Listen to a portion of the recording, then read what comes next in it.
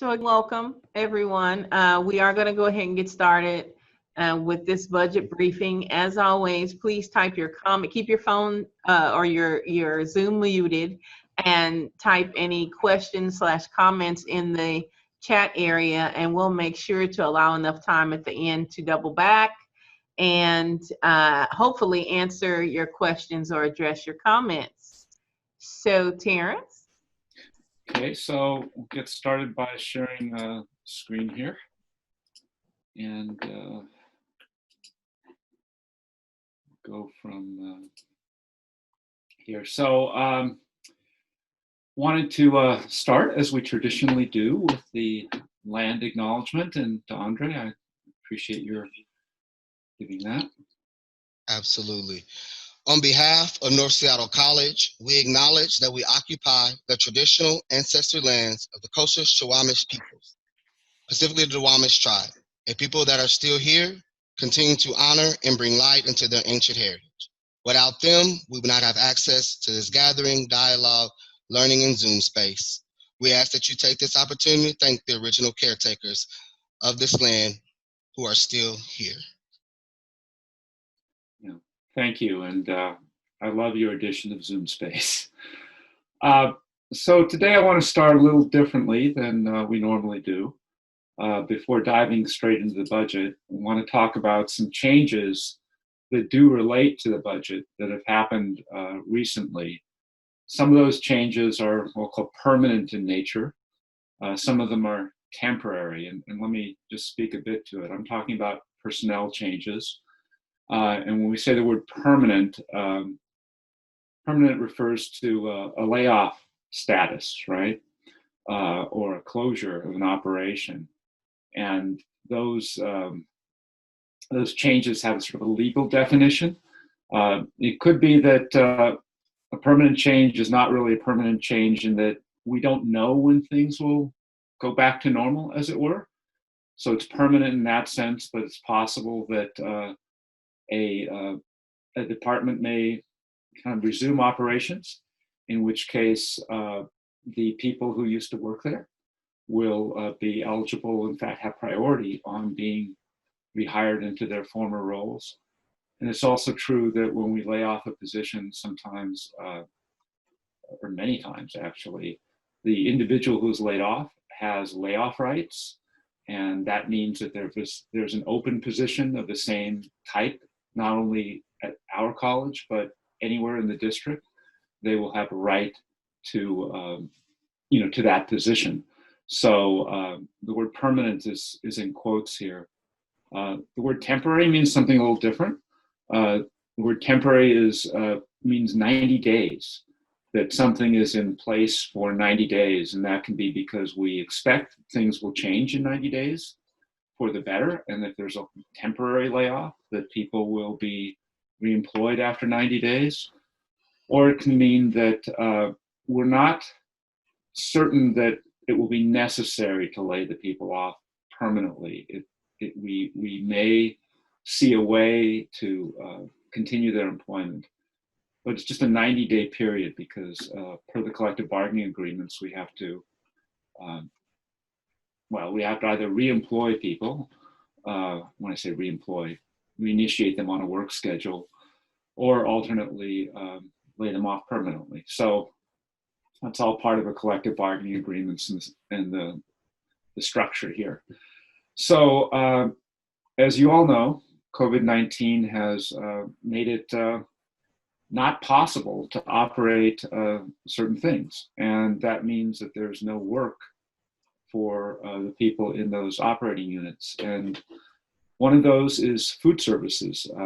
You saw an announcement from the district and yesterday. And food services is a self-support operation that we cannot operate during, the COVID situation here. And, we certainly can't see any way within the next 90 days that we would reopen food services. And so what that means is there's no work for the people there. And unfortunately, we've implemented permanent layoffs, which means that they will be employed until August 30th. But after that, they will no longer be part of the North community, which is it's a tragedy in its own way, right? I mean, everybody in those units has been there for us. You know, they provided us with food, they fed our students, they've done good work and they've done caring work, and through no fault of their own, the situation that we're in financially and I suppose from a public health perspective simply means that there's nothing for them to do. There's no work opportunity, and we cannot continue to incur those costs. So for those of you who know people in food services, know that they're going through a tough time, and I'm sure they would appreciate your support. I just want to say, I at least, and I think everybody here who's listening, you undoubtedly appreciate everything they've done for both us personally and for all of our students over the years. The other area where there's a change, and again, this is one situation where with COVID, we cannot hold public events on campuses. So there's no work we can offer the people in event services. So they are also permanently laid off effective August 30th. So, for all of you who have held get-togethers or brought in off-campus groups and that type of thing, I know you valued the work that the people in event services have done. And it's just not a possibility to operate right now. Clearly, what we hope to do is to reconstitute, event services and to continue to offer food on the campus when the campus resumes normal operations. But we just don't know when that will be. So in the meantime, we've had to lay people in those areas off.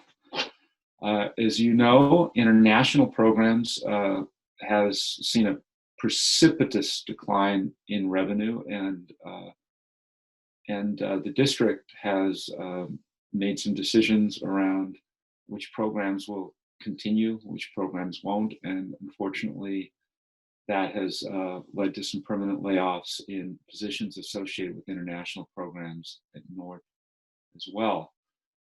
So in the temporary category, and again, this is for the next 90 days, the childcare staff, those who are directly providing childcare to children, they're on a temporary layoff for the next 90 days.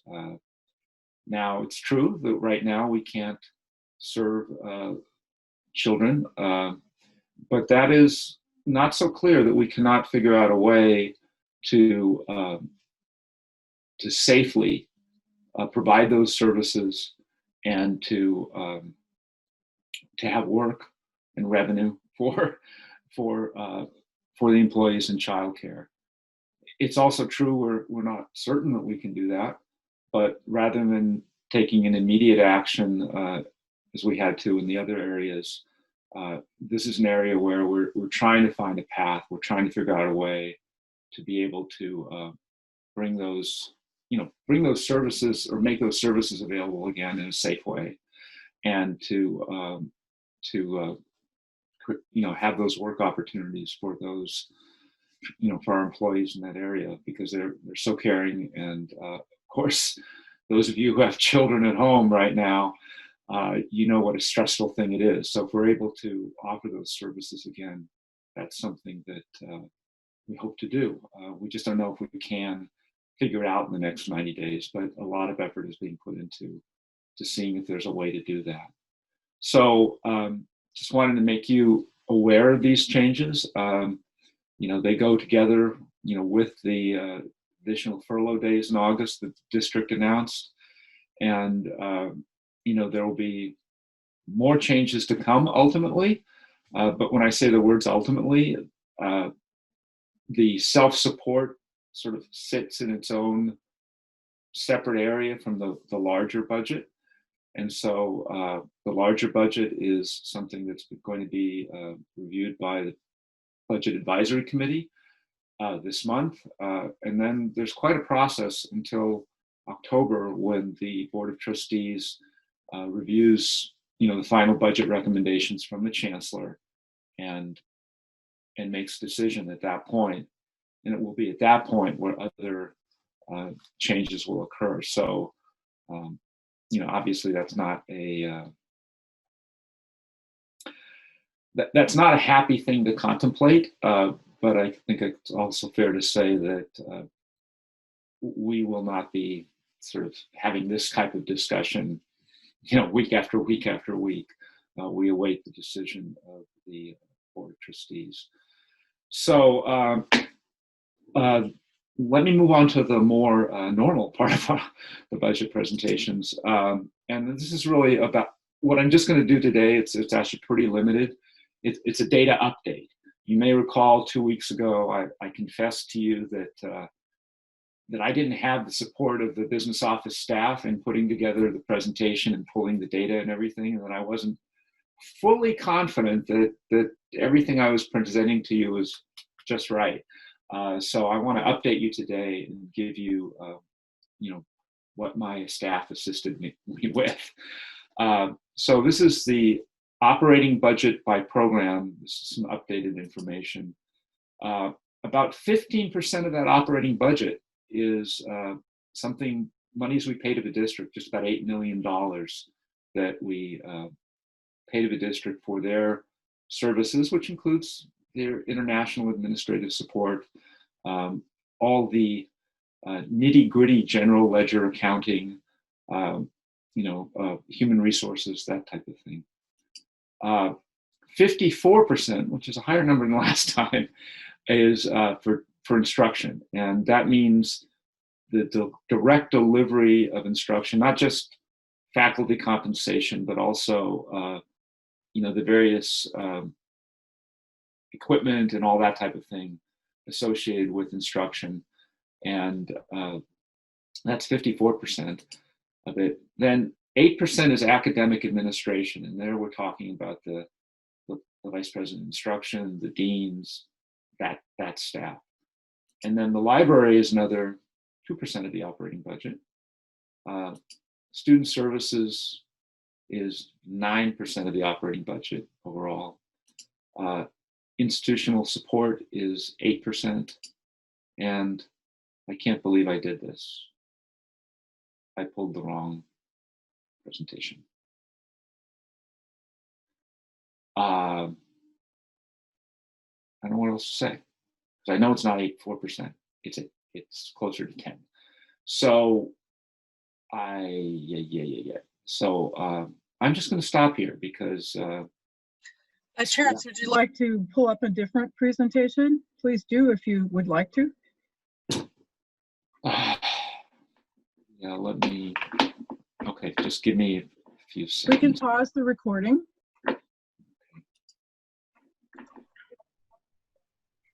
Okay, and there are questions about why childcare can't open at this point in time. And so I noticed that Odessa Woodley is in the room, the facilities person. And so I want her to give you all an idea of what it would look like to have childcare open at this point in time. For the facilities custodial point of view, to clean the childcare, it will be difficult because we cannot be in childcare during the operations of childcare. That function of cleaning and disinfecting will rest on the childcare staff. The only time that we can go in there to safely clean this facility is after childcare closes for the day. And that will take a good, I would say off the top of my head, 5 hours to clean that facility in a way that it will clean and disinfect that facility in a way that we can ensure operations to start the next day. We have to do what's called a grime clean. So we go and clean everything, all the toys, everything, every nook and cranny, all the restrooms, everything. And then we go back and we lay down the disinfectant to have enough contact time on these surfaces to fully disinfect this facility. We also have to make sure the HVAC is working properly, so we don't circulate the air within that building. We have to force the air out of the building. We force the air in, and then we force the air out. This could cause pressure issues within the building where, you know, the door can't lock fully without you manually shutting that door. It creates a negative pressure is what I'm saying. So that could cause a safety issue. And all around, we just can't fully staff that building with a custodian for the 8 hours of operations. I am very concerned about that because we have children, little children that can be susceptible to this virus, and parents coming and going. So yes, that's pretty much it in a nutshell. Shameen, this is John. I'd like to add another complication for opening childcare. Absolutely. And that is the fact that unlike childcare centers in the community, our childcare center is on our college campus. And in the community, you know, the local departments of health and the state department of health are issuing guidelines over how those community-based childcare centers can safely operate.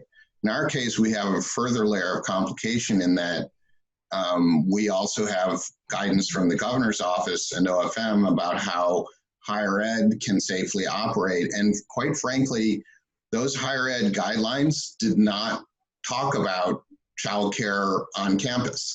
In fact, they didn't anticipate that there would be any gatherings on campus that weren't directly related to instruction or student services. So we have a jurisdictional problem that complicates it further over whose guidelines are we following because our child care center is on our campus. And I think that's why it takes a little bit longer for us to sort it out. I would also add a lot of things. We also have a major construction project on the north end of the campus, and we will have another major construction on the other side of the campus. So the traffic issue is an issue as well. And then there's another comment. There are many child care centers open. Why can't we learn from them? And the facilities never cleaned the toys for the past 10 plus years, and I worked there. It's a teacher's job. Any comments from John or Odessa on any of that? So we are aware that we never clean the toys. It is the teacher's job, but during the shutdown and the days leading after the shutdown, the custodial staff went in there and did a top to bottom clean where we took the toys and we washed them and then put them out to dry after that. So we did that twice. And if I can just add, thank you, Odessa and John, for sharing your thoughts, and Mary on our child care center. I think it's really important to recognize that we are unique child care centers in a higher education setting. So as John has pointed out, of course, we're King County, we're in phase 2. So reducing potential points of contact and recognizing the health, safety, and welfare of our instructors and our staff, and social distancing measures, our entry guidelines that we're required to follow as a district and higher ed colleges, and parent drop off and such. We believed it is in the best interest of our children and our families to remain safe. We also have accreditation standards and guidelines that we need to follow as a child care center. One example would be our teacher to student ratio in our classrooms, and then layer that with our phase 2 and social distancing. It just didn't, we just don't believe it's feasible to open our center at this time. I do want folks to know our goal is, Rose, Mary, and I, and Dr. Crawford and others, our goal is to reopen our child care center, but we need to be mindful of our phases and again, protecting the health, safety, and welfare of our staff and our children at this time. And we know this pandemic, we're not seeing a plateau, but again, the goal is to open up child care center in time, and we follow in student services instructions opening, and we are fully remote at this time for fall, and we'll be seeing students for special accommodations only.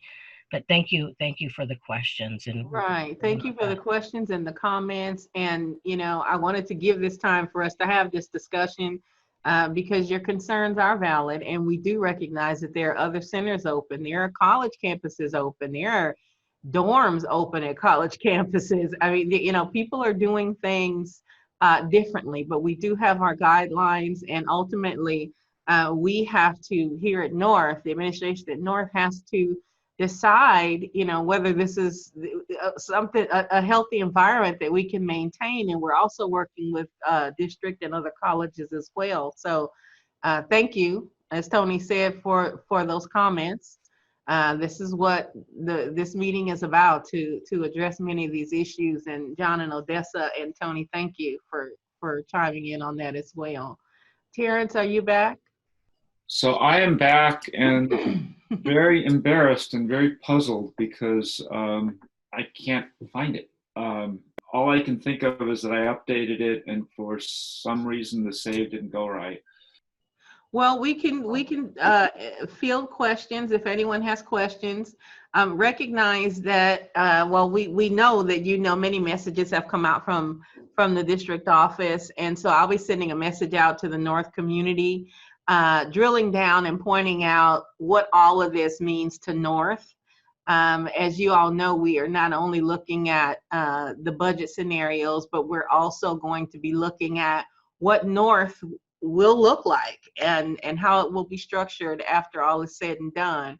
But please know that we will absolutely vet many of the plans and ideas with this college community. We want to hear from you, and we know that we're going to move forward with all of this, you know, keeping employees in mind, definitely keeping students in mind, and with civility.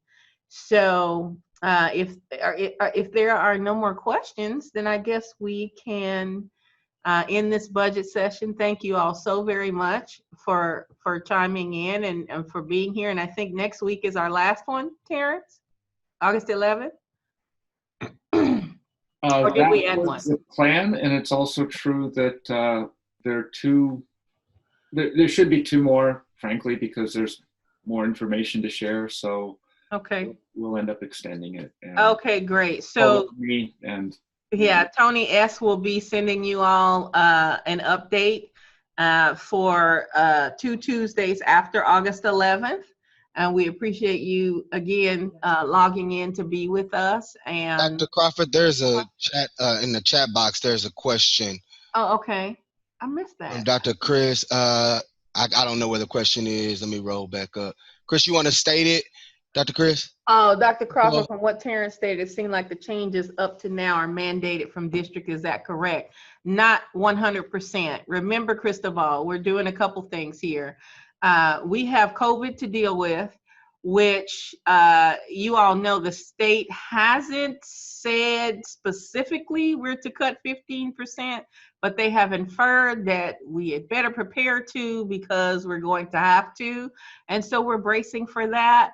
But also, as Terrence mentioned in our first presentation, we have some structural issues here at North that are historical.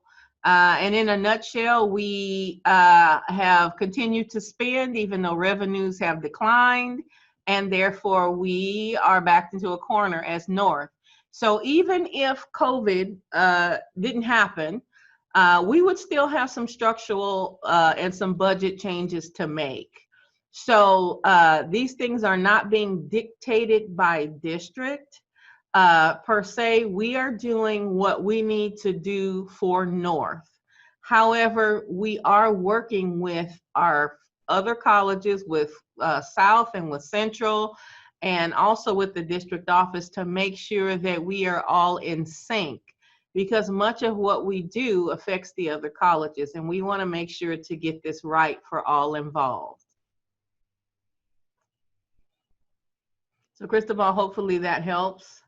Yeah, thank you, Dr. Crawford. I mean, my question is relating to being able to parcel out a little bit more clearly what is being really measures taken by district as opposed to measures taken locally. And the main reason for that is that the district put out an entire, month's worth of work done by a task force on how they will be guiding those decisions. And that has been at best followed loosely, and at worst kind of really not followed at all from the chancellor's office. So to be able to be honestly just know what's going on and be able to inform better our decision making at the union levels and at all different levels. We really need to know the transparency of what's happening locally and what's happening at the district level and how those decisions are being guided. So that's where my main comment was coming from. Okay, so let me just make sure I'm understanding what you're saying is that you want to know more about how the district is deciding to approach some of these changes? Yeah, in part because as Terrence was presenting it seemed like at least some of the changes that we saw today, like the food services, the event services, the international, some of that seems to be much more kind of things that either were needed to be done because like Terrence stated, food services is not happening and things like that. Is that something that was decided locally or something that was decided at the district? Okay. International programs, was that something that was decided locally as opposed to the district? You see what I mean? Right, yeah. So Yeah. with the international programs, again, that my understanding is that had been in the works for a while, and it had a lot to do with efficiencies. And we had duplication across the system. And so they were attempting to streamline, and then all of this political stuff broke loose and it just added a different dynamic to it. And I can address food services in that I think Terrence shared with you all that across the district, food services had been losing money. And we needed a different solution. We know that students need food on campus. We want them connected to campus. That improves retention. But we needed to approach it from a different perspective. So the three presidents we talked about maybe approaching this from a unified perspective, and we can maybe have some arrangement that is more efficient and more effective. It's my understanding that here at North, as an example, you tried food trucks, you tried a bunch of other things, and it just didn't work. So we talked about it and said, okay, well, maybe we can do it from a Seattle College's perspective and do something that's, cost effective for students, that won't just keep us losing money year after year. So that was a conversation that we had with the presidents with the chancellor as presidents. With regards to, we talked about international, we talked about the food service piece. There was one more. Did you mention one more, Cristobal? It was event services as well that was on that. Okay. Yeah, and that again, that's a local decision in that, I don't really know off the top of my head, to be honest, about what Central is doing, what South is doing, but I do know that here we just there's nothing going on here scheduling wise, and so we had to make some of those efficiency decisions. But the report you're referring to, I'll give you an example of some things that were recommended, but North couldn't do them because we had already dug ourselves into a hole doing some of those things. I know one of the recommendations was to attempt to use the reserves to tide us over and get us through this particular storm, as an example.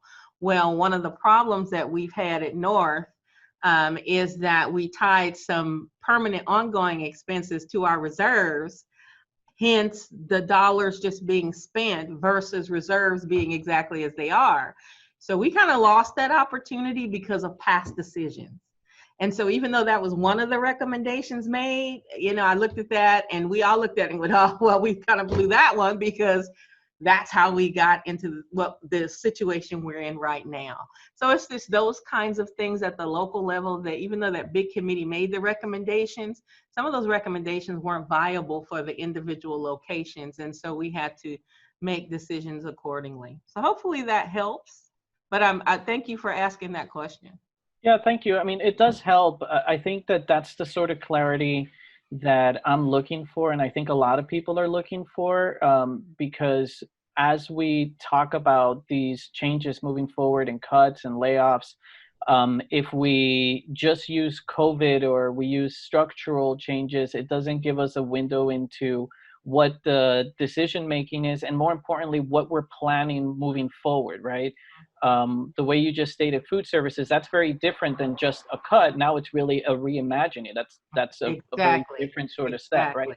And so having that information makes a big difference. Thank you. Okay, great. Well, we're glad to provide it, Cristobal. We're trying to get through this with transparency, and I know I use that word a lot, but you know, there's no secrets here. We don't have an agenda. We're just trying to get this right so that North can go forward in the next 50 years and be more secure, and our students can really thrive because we are strong fiscally.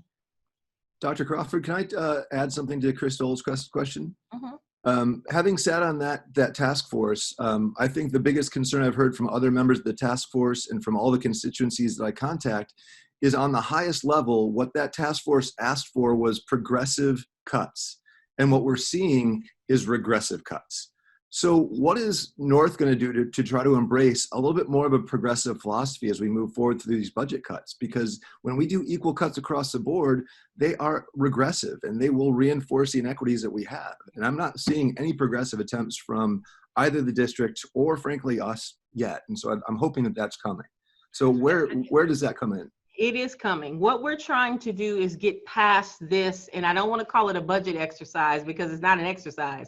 We're trying to get past this task of budget and looking at what we have remaining, organizing it in such a way to where it promotes student success, it supports instruction and the learning opportunities. We're trying to do everything better, but all of this budget conversation is, I won't say it's in the way, but it's something we have to have. We can't build a shiny new North, if you will, on a shaky foundation. And that is what we would be doing if we just went forward status quo. So you're right, yet is a good word. We're separating the budget pieces from, restructuring in such a way to where you're right, it is more progressive. If we put them together, we're going to get status quo.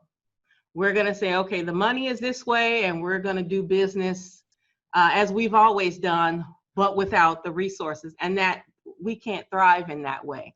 So it is coming. We just have to get past this, I want to call it a budget drama, but we have to get past this piece in order to reimagine North. And that is why I contacted you about reconvening the College Council over break, anticipating that once we get past all of this that we're having to do budget-wise, we can then vet and talk about reimagining North and do so in a timely manner. This is not about, 5 years from now, we will start to. No, not at all. We're talking about being very progressive and very timely. Jim, let me just mention something. Progressive is definitely something which is critical. And the fact is that the vast majority of the changes we're going to have to make are yet to be determined. I'll give you a tiny little progressive indicator, which is that I think pretty much everybody on this phone call has received their COLA. But that is not true for the presidents and vice presidents and the chancellor. So that's a tiny little piece, but it is a piece. The other thing I wanted to speak to briefly is Dr. Crawford's statement that there are no secrets here. And certainly that is the intent, as it were. And at the same time, the reality of the situation right now is that twofold. One is that we have agreements that we need to honor. So that's collective bargaining agreements with employees and that type of thing. So when we think about taking this action or that action, a lot of thought has to first go into, is this in alignment with all our agreements? We can't necessarily just make a decision, as it were.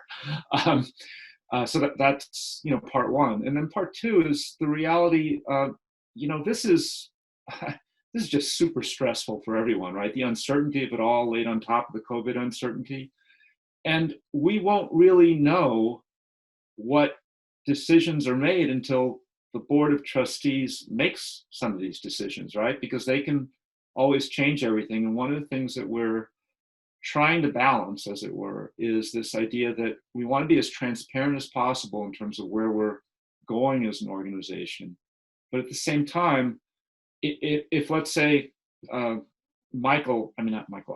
say, Jim, your position was one of the ones that in one of the budget cut scenarios was vulnerable, right? Let's say your position was vulnerable. Well, until the decision is made, it would be really unfair to kind of say, hey, you're on the bubble. It's just not something we're going to do. So I'm just kind of speaking about challenging thing about being, having no secrets, and at the same time, just respecting the agreements and people's own stress, for want of a better word. And there's a comment in there about contracting out food services. And I need to clarify that because I know that is a bargaining issue. That is not what we're talking about per se.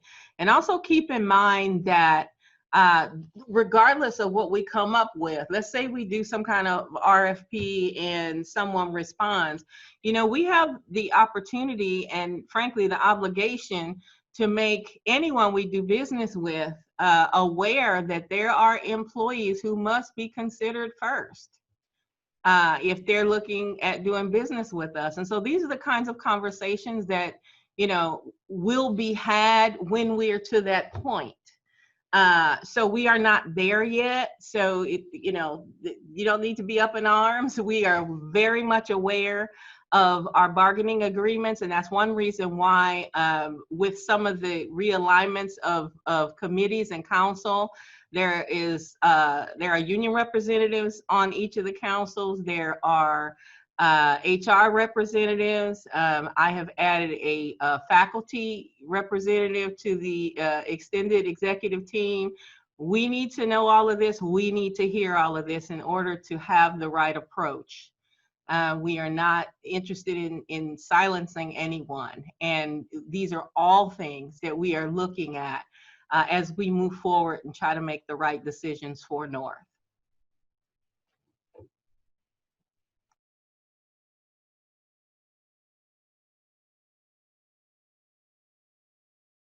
Anything else I missed, DeAndre? You're really good at spotting some of those things in the chat. Not right now. I think we're just going over, everybody's caught up right now. Okay. People are answering themselves in the chat thus far. Okay, great. Well, thank you all for the comments and the questions. Again, please know we do appreciate them. And we hope to see you back here next week. And just to reiterate, we will be extending this series by 2 sessions. And we hope that you all join us. Dr. Crawford, I just wanted to jump in real quick and just tell Terrence, we feel you, man. As a faculty, I have been in the same position. Do not fret. It's cool. Don't worry, man. Don't worry. Right. Absolutely. Yeah, there's a lot of information moving. There really is. Yeah. And Terrence, thank you so much for doing this. And we'll just keep digging away at it, everyone. Thank you so much. We appreciate you. Have a good day.